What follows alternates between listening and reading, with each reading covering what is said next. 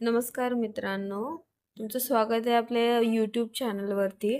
जो मी व्हिडिओ केलता मागचा की काय काय डॉक्युमेंट्स लागणार आहे पवित्र पोर्टल रजिस्ट्रेशनसाठी, त्यावरती बऱ्याच जणांचे प्रश्न आलेली, तर त्याचीच उत्तरे या व्हिडिओमध्ये पाहूयात. बघा, पहिला प्रश्न होता की 10th आणि 12th प्रमाणपत्र नाही आहे, तर काय करावं? तर बघा मित्रांनो, तुमच्याकडे जर प्रमाणपत्र नसेल 10th आणि 12th तर मस्ट आहे, गरजेचंच आहे. डिग्री प्रमाणपत्र, सनद 10वीची आणि 12वीची ती तुम्ही कोणत्याही हालतीमध्ये काढा.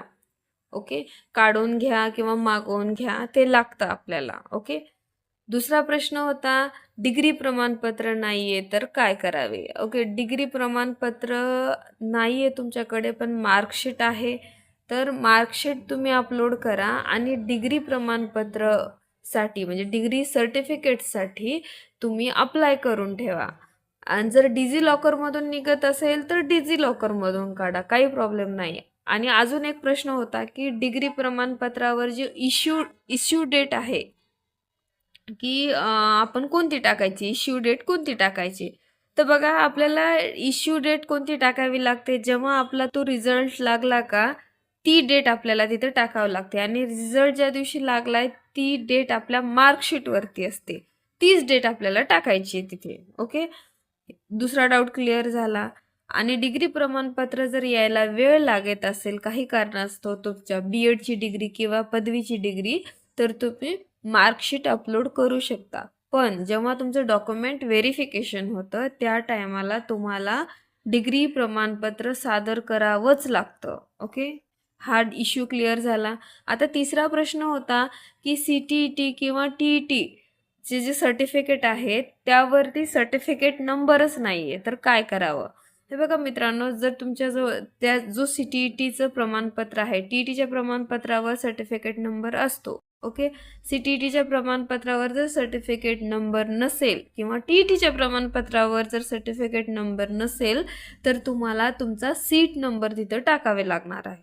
ओके, सीट नंबर तुमचा तिथं टाकावा लागणार आहे आणि तुमचं CTETचं डिजी लॉकरचं सर्टिफिकेट तुम्हाला तिथे अपलोड करावं लागणार आहे. आणि जरी तुम्हाला डिजी लॉकरमधून CTETचे सर्टिफिकेट भेटत नसेल तर तुमची जी मार्कशीट आहे का ती तुम्ही अपलोड करावा. पण एक लक्षात ठेवा की तुम्हाला डॉक्युमेंट व्हेरिफिकेशनसाठी सर्टिफिकेट लागतं, CTETचं सर्टिफिकेट लागतं, त्यामुळे तुम्ही काढून घ्या. ओके. नेक्स्ट क्वेश्चन होता की डॉक्युमेंट्सवर स्पेलिंग मिस्टेक असेल तर काय करावं, स्पेलिंग चेंज असेल तर काय करावं? एक तर तुम्ही त्याबद्दलचं ॲफिडेविट काढून घ्या किंवा मग गॅझेट करा.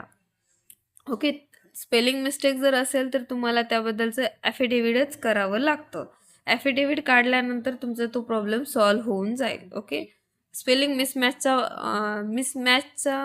प्रॉब्लेम येणार नाही तुम्हाला. ओके, नंतर आहे की डोमॅसिल आताचे चालेल का? तर नाही चालणार मित्रांनो डोमॅसिल आताचे. आपल्याला डोमॅसिल 14/5/2025च्या पूर्वीच पाहिजे. ओके, आता बघा मित्रांनो, अजून एक प्रश्न होता की NCL हे केव्हाचे पाहिजे? NCL हे पण आपल्याला 14/5/2025च्या पूर्वीचं पाहिजे. पण आता सध्या वित्तीय वर्षाचं सुद्धा NCL चालेल, म्हणजे 25-26च्या व्हॅलिडिटीचं NCL चालेल. ओके, NCL हे डिसेंबर 2025च्या पूर्वीचं पाहिजे, एवढं लक्षात ठेवा. ओके, आता राहिला प्रश्न कास्ट सर्टिफिकेटचा. तर कास्ट सर्टिफिकेट आपल्याला 14/5/2025च्या पूर्वीचंच पाहिजे. ओके, अजून एक प्रश्न होता की पदवीला मेन सब्जेक्ट कोणता निवडावा किंवा पदवी प्रमाणपत्रावर म्हणजे कॉन्व्होकेशनल सर्टिफिकेटवर 3 विषय आहेत, तर कोणता मेन म्हणून टाकावा? ओके, तर तुमचा जो कन्व्होकेशनल सर्टिफिकेट आहे त्यावरती जर 3 विषय दिलेले असतील तर तुमचा जो पहिला विषय आहे तो मेन सब्जेक्ट आहे, तर तो तुम्ही मेन जो सब्जेक्ट आहे तो टाका आणि मग बाकीच्या नंतरचा 2 नंबर आणि नंतरचा 3 नंबर असे तिन्ही विषय टाका. ओके, पण तुमचा कॉन्व्होकेशनल सर्टिफिकेटवर जो विषय आहे तोच तुम्ही मेन सब्जेक्ट म्हणून टाका. ओके, जर एक असेल कॉन्व्होकेशन सर्टिफिकेटवर तुमचा विषय तर तो एकच सब्जेक्ट टाका मित्रांनो, दुसरे टाकू नका. ओके, आता माझी SRTMU युनिव्हर्सिटी आहे. SRTMU युनिव्हर्सिटीमध्ये नांदेडच्या युनिव्हर्सिटीमध्ये मेन सब्जेक्ट हे पदवीचे 3 दिलेले आहेत.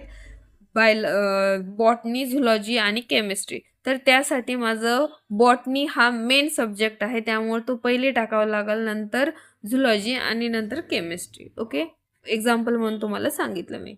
नंतर आहे प्रॉब्लेम की नेम मॅचचा प्रॉब्लेम येतोय.